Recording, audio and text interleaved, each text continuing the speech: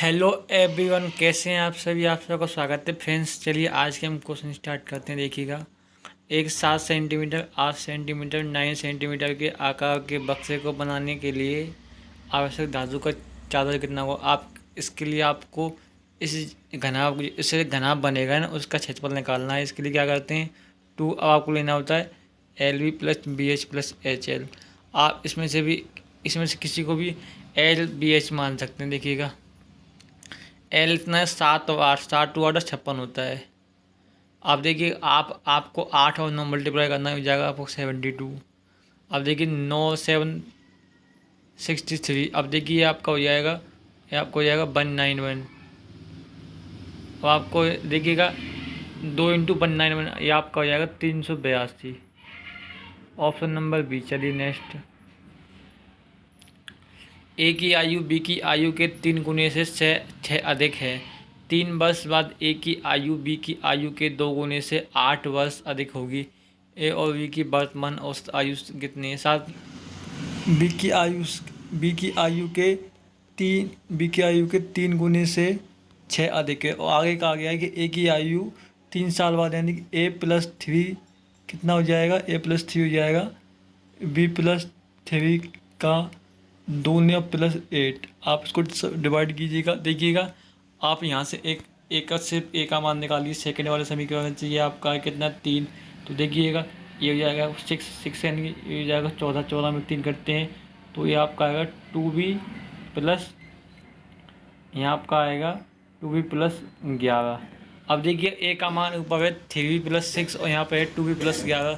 इसको इक्वल करते हैं तो ये आपका देखिए अब यहाँ पे आपको बी का मान निकल जाएगा। बी का मान आएगा 11 - 6, यानी कि बी का मान 5 आया है। अब आपको निकालना है ए का मान। ए का मान ये है। ए का मान कैसे निकालेंगे? देखिए 3 × 5 + 6 ये हो जाएगा 21। उनके साथ ही तो ए का मान आपका 21 आएगा और बी का मान आपका आएगा 5। तो इनको जोड़ते हैं आएगा 26। आपको निकालना है औसत, बस बटे 2 कर दीजिए, आपका आंसर आएगा 13। चलिए नेक्स्ट। देखिए, एक मिश्रण में दूध और जल का अनुपात 5:3 है। यदि पहले मिश्रण में समान मात्रा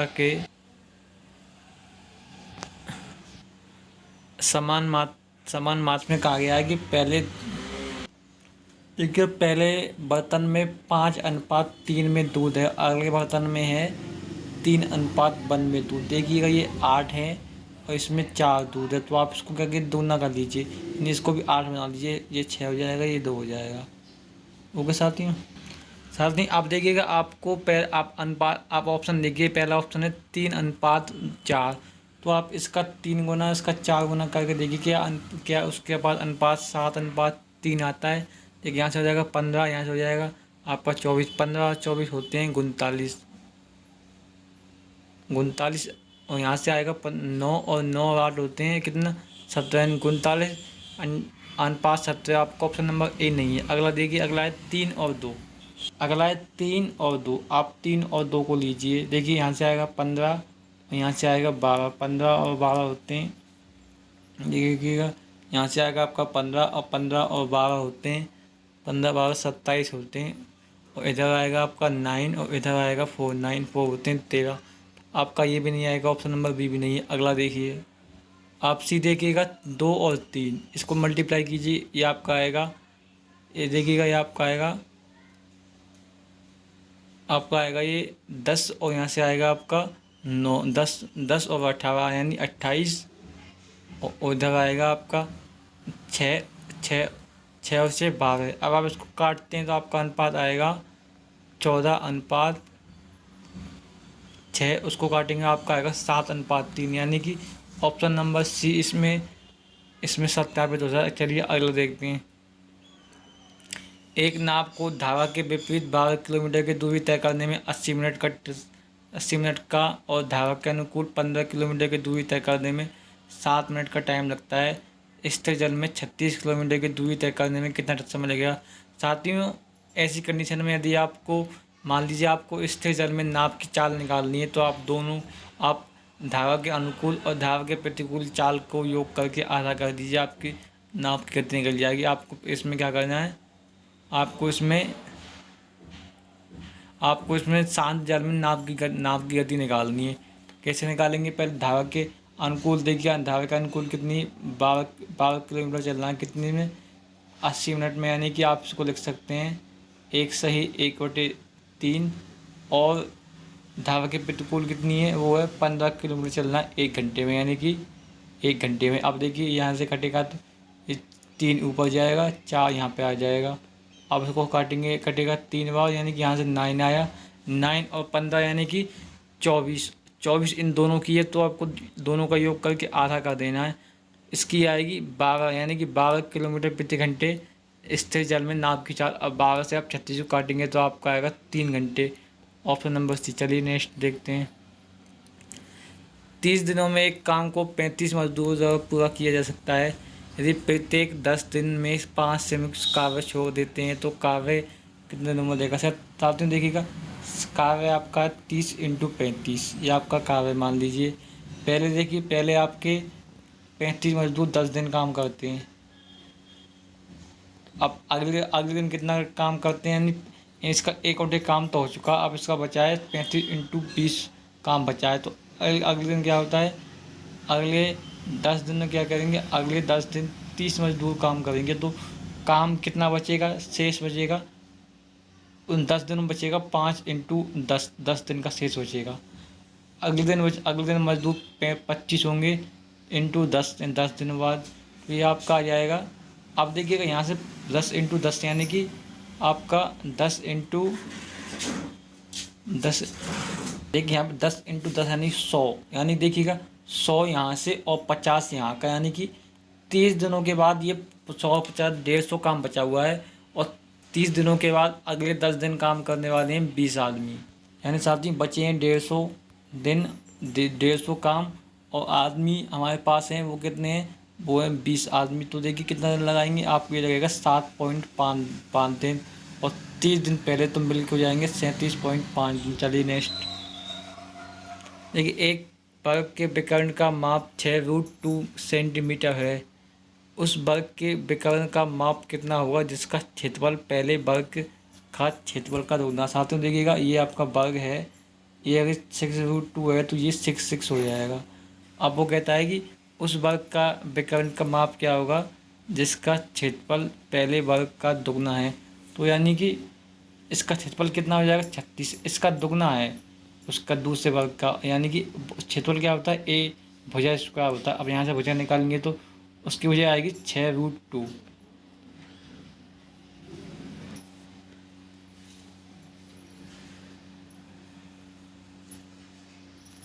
यानी साथियों ये है ना, ये इसमें 6√2, ये भी 6√2 है। आपको ने ये निकालनी है तो ये आपकी हो जाएगी 12। ओके साथियों, कैसे निकाल दे पाई टू को बस से आप निकाल सकते हैं। आप ये इसका स्क्वायर करेंगे 72 आएगा, ये आएगा 144, इसका अंडरवुड करेंगे आपका 12 आ जाएगा। चलिए नेक्स्ट अगला देखिएगा, 2008 से 2012 तक कंपनी द्वारा निर्मित लैपटॉपों की औसत संख्या कितनी है।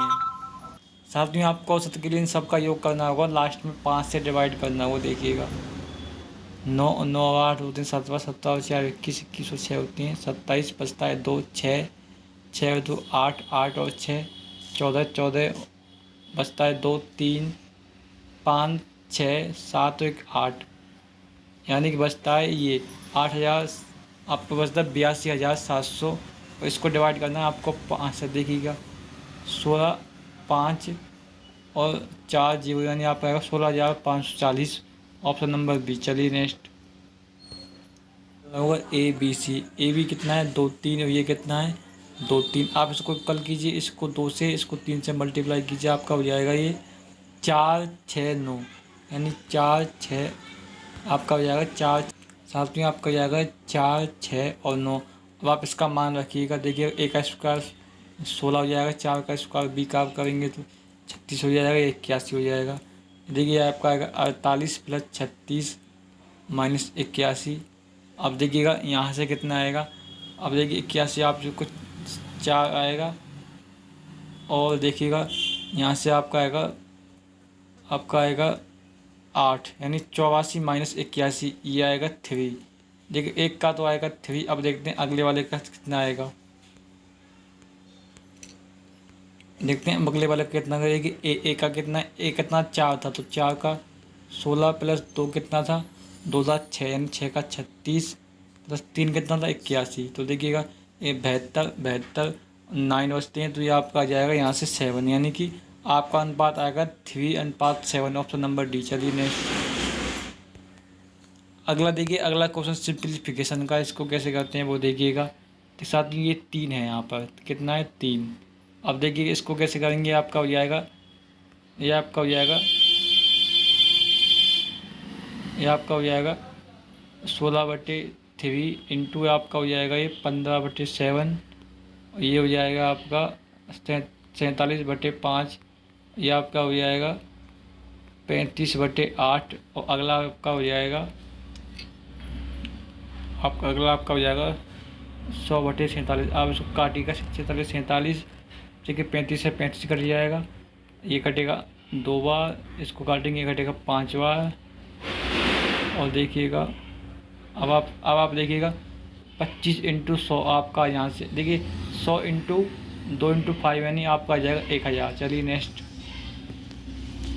ए एक काव्य को 15 दिनों में पूरा कर सकता है, बी ए की तुलना में 25% अधिक क्षमता है, तो ए और बी कितने दिनों में दोनों काव्य एक साथ पूरा कर सकते हैं। देखिए साथियों, देखिए इसने कहा है कि बी की क्षमता ए से 25% अधिक है, यानी कि ये मान लीजिए बी ए है, ये ए है, यानी कि इसकी अगर 4 मानते हैं तो इसकी 5 हो जाएगी, इसकी 25% अधिक है। इसका समय उल्टा हो जाता है 4 और 5। इसने कहा है कि समय 15 दिन, एक कितने दिनों में कर सकता है 15 दिनों में कर सकता है, यानी कि 5 का मान कितना है 15 है, 4 का मान कितना हो जाएगा 12 हो जाएगा। अब देखिए ए कर सकता है 15 दिनों में, बी कर सकता है 12 दिनों में। अब देखते हैं दोनों का, देखिएगा 15 और 12 आप इसका लीजिए एलसीएम 60 आएगा। अब देखिए यहाँ से काटते हैं 4, इसको डिवाइड करेंगे 5, ये हो जाएगा आपका 9।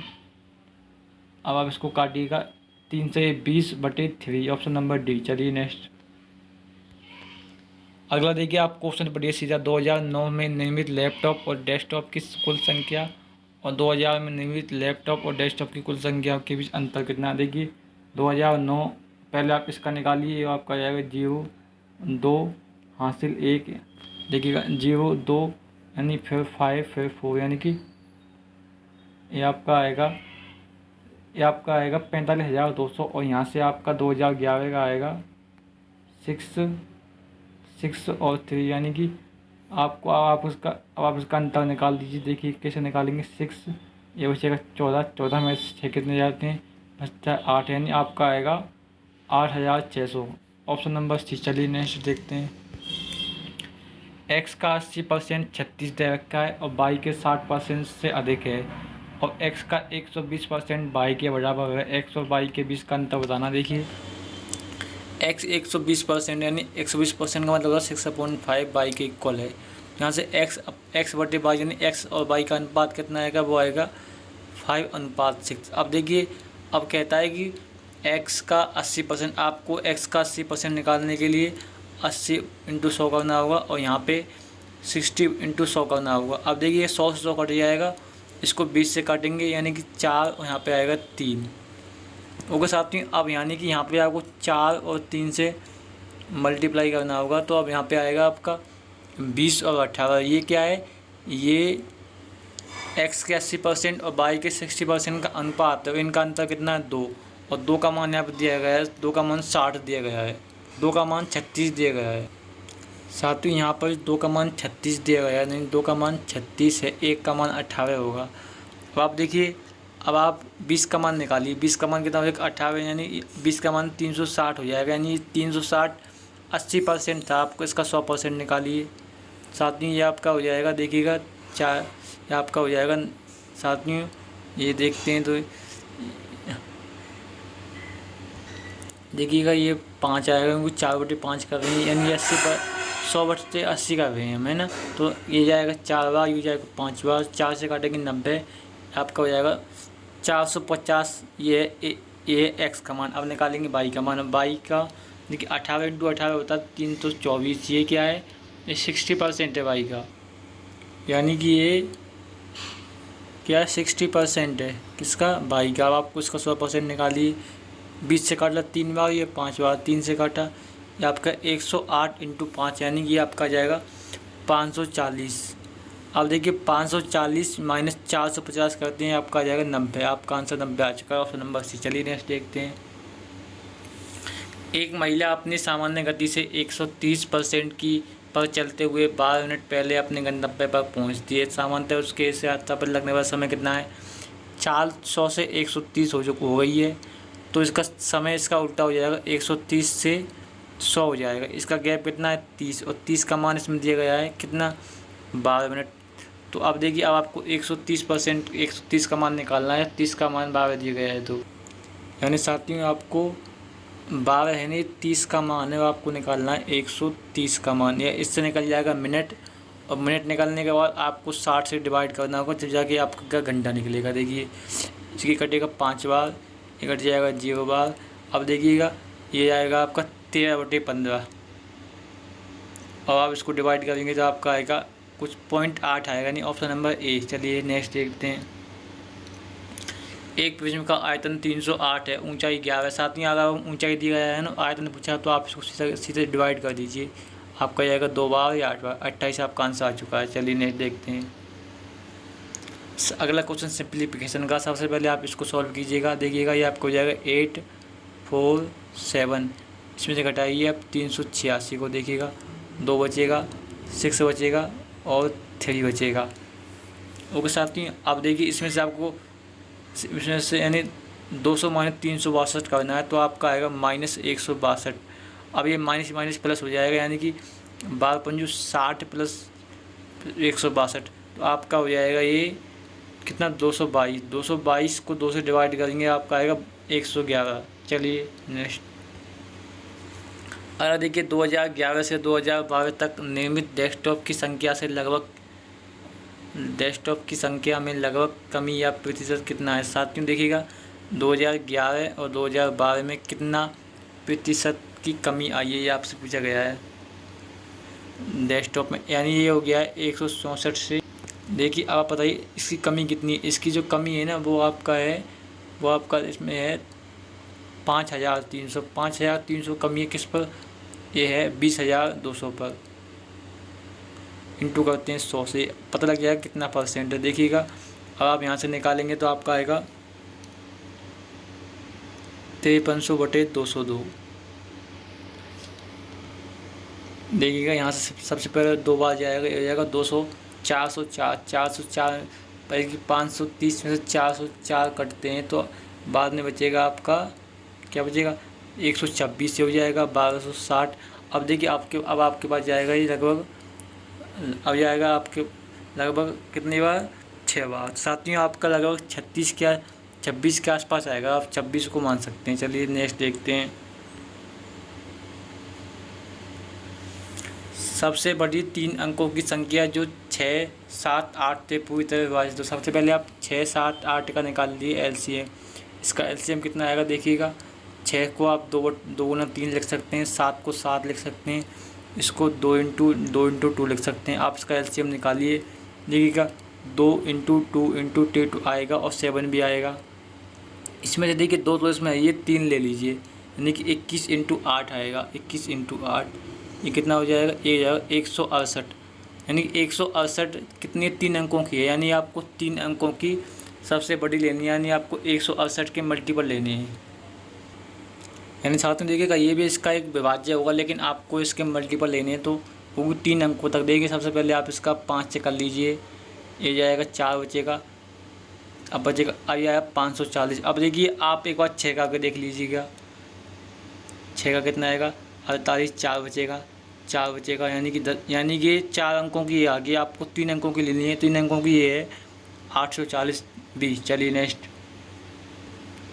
10 अंकों का औसत पी है और इसमें से 4 संख्याओं का औसत क्यू है। यदि शेष संख्याओं का औसत आर है तो निम्नलिखित में से कौन सा सही होगा। छात्रों देखिएगा यदि औसत से आपको योग निकालना है तो संख्याओं का कर दीजिए मल्टीप्लाई, यानी कि 10 संख्याओं का योग हो जाएगा 10p और 4 संख्याओं का योग हो जाएगा 4q और 6 संख्याओं का बची हुई 6 संख्याओं का योग हो जाएगा 6 आर। अब आप इसको काट सकते हैं, 2 से काट, 2 कॉमन आ जाएगा।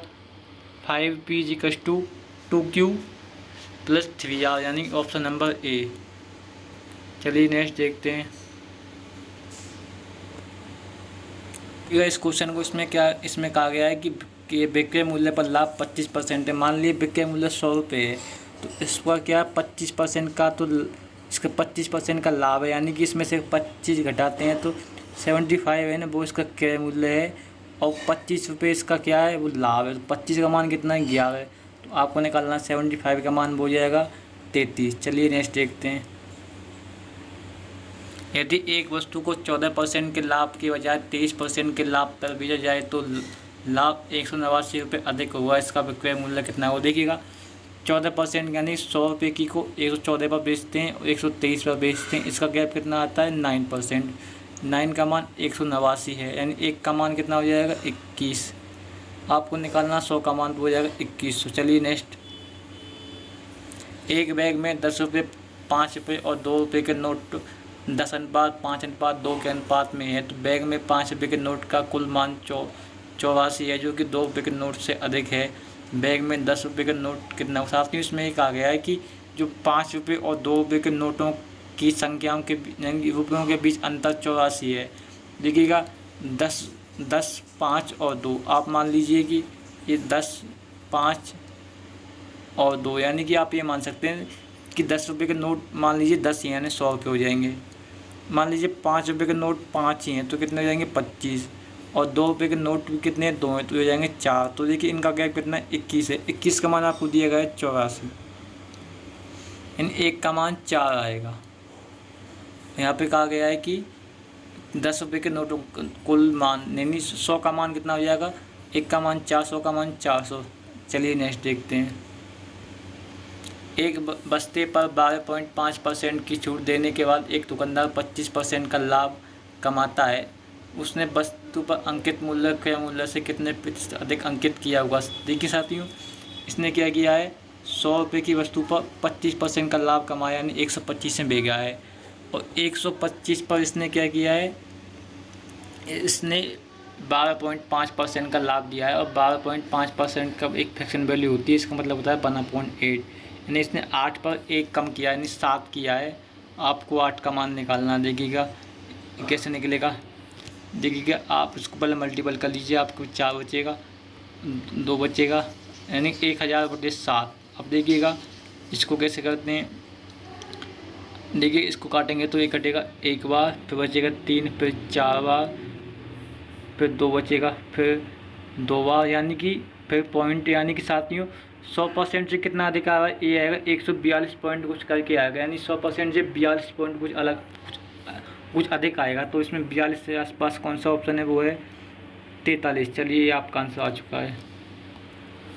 चक्रवर्ती ब्याज की एक निश्चित दर पर 10 4 साल में एक राशि दोगुनी हो जाती है, कितने वर्षों में समान राशि 4 गुनी हो जाएगी।